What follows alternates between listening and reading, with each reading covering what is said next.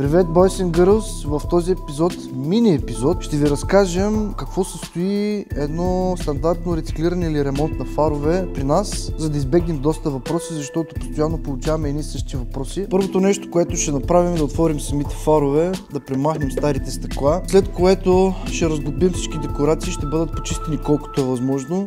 Ще изчистим старото лепило на корпусите, което се намира между капак стъклото и самия корпус. Ще ревизираме капачки и флекторите ще се пратят за рециклиране. После, след като сглобим всичко в обратен ред, слагаме нови стъкла. Ако клиента реши, може да сложим и защитно фолио отпред, да го пази самия фар от удари от камъчета, окисите. И за финал ще го обзаведем на прожектора отзад с LED кружки с 2 години гаранция. И така, показахме ви горе-долу за какво става въпрос. Айде да видим крайните резултати как са. И в момента, след като сме монтирали всичко, е време за реглажче на фаровете. Да видим тук на нашата машинка. Идеална, прекрасна черта, направа бръснач. Всичко е отсечено, без разсейки, без излишни драми, всичко е наред. Хайде сега да видим как ще изглежда вече на пътя, реално. И ето, вече сме извън сервиза. Наблюдаваме реално как светят вече фаровете след нашата намеса. Много по-ярка светлина, много по-наситена, вечерно време се вижда доста добре. На дъжд прекрасно,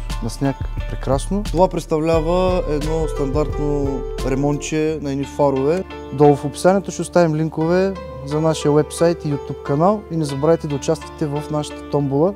Приятно и до следващия път!